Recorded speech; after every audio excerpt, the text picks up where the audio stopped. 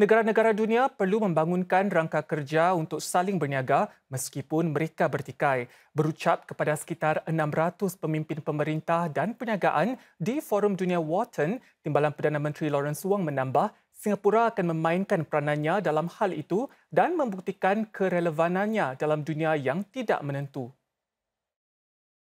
Bandar ini bernama Singapura. Bukan kota singa yang kita kenali, tetapi sebuah bandar yang dipencilkan di Michigan, Amerika Syarikat. Diasaskan pada 1830-an, bandar ini selama 50 tahun pernah rancak sebagai hub perusahaan kayu dan pembinaan kapal sebelum perusahaan itu pudar. DPM Wong yang pernah menjadi pelajar di Michigan menceritakan bahawa kisah ini merupakan suatu pelajaran.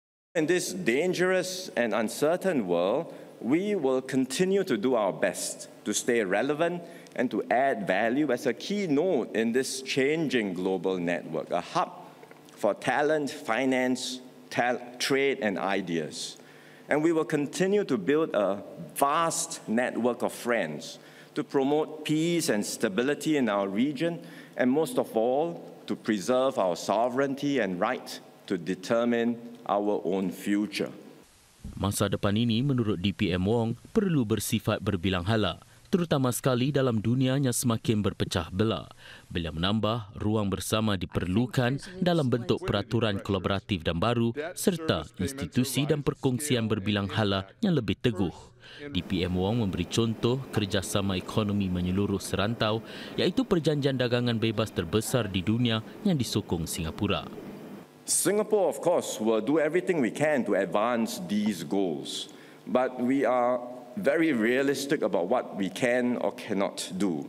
Singapore today may be in a stronger position than when we started out as an independent country in 1965, but we will always be that little red dot in the world, an improbable nation that was really never meant to be.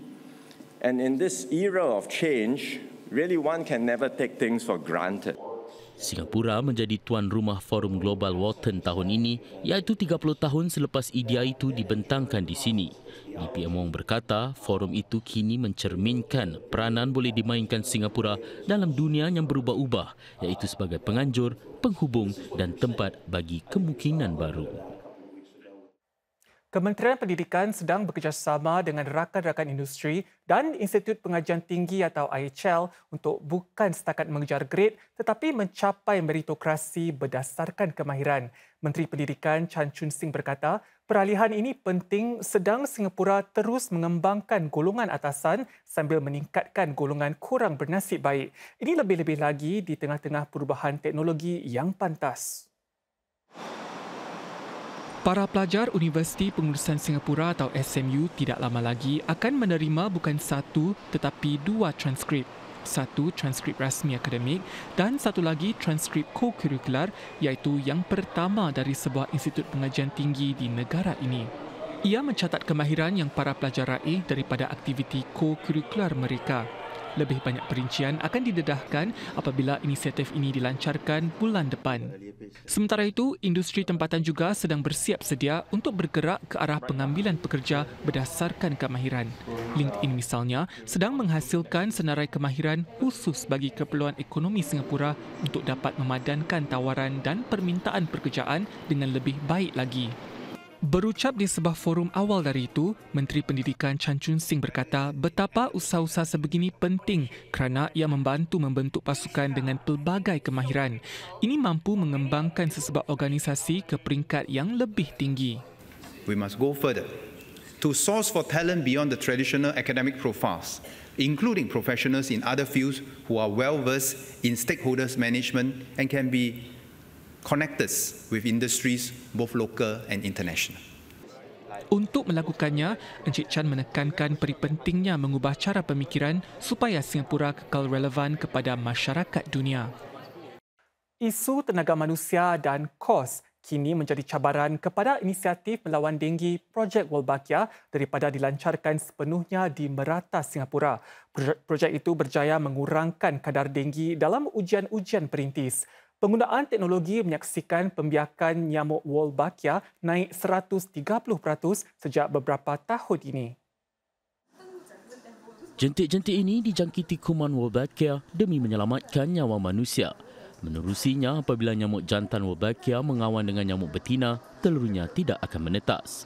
Agensi Sekitaran Kebangsaan NEA kini menjana 5 juta nyamuk Wolbachia seminggu berbanding 100,000 pada peringkat awal projek ini.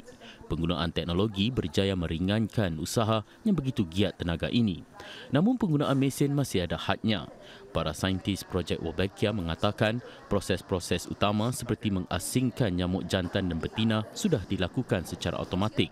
Bagaimanapun kerja-kerja lain masih memerlukan tenaga manusia. Untuk projek Wolbachia dapat dilancarkan sepenuhnya, nyamuk dewasa mesti dilepaskan dalam keadaan tertentu. So usually once you get here, you will just release the mosquitoes. And sometimes we do tap on the canister to encourage them to move out because they like the dark spaces, so they will tend to stick on the walls. Inilah antara perkara yang perlu dilakukan manusia, bukan mesin.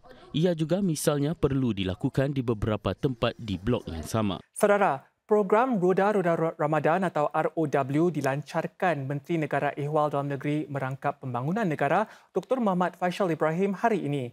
Kali ini ia menyasarkan untuk membantu 400 keluarga memerlukan. Dr. Faisal melahirkan rasa gembira bahawa projek anjuran Persatuan Persuratan Pemuda-Pemudi Melayu atau 4PM itu bukan hanya menghulurkan habuan. Ia juga menggalak lebih ramai penerima bantuan untuk mengambil kursus-kursus peningkatan. Institut Sepanjang Hayat misalnya berkongsi maklumat tentang kursus-kursus peningkatan yang ditawarkan melalui inisiatif Skills Future. Selain itu, sambutan Hari Keluarga turut diadakan bagi menggalakkan semangat gotong royong. Seramai 200 sukarelawan dari pelbagai institusi terlibat dalam usaha bantuan pada hari ini. Projek ROW tahun ini akan berlangsung sehingga Ogos. Keistimewaan Ramadan Obvious tahun ini ialah kita menggunakan wadah digital untuk para penerima menerima bantuan. Yang keistimewaan lagi ialah wadah ini direka oleh sukarelawan 4PM dan melalui wadah ini para penerima boleh menempah habuan-habuan tersendiri. Inisiatif pada hari ini adalah salah satu inisiatif di mana kita dapat melihat perjalanan kita sebagai warga Singapura untuk membangunkan masyarakat kita, di mana semua pihak turun padang, memainkan peranan, memberikan sokongan kepada mereka yang memerlukan.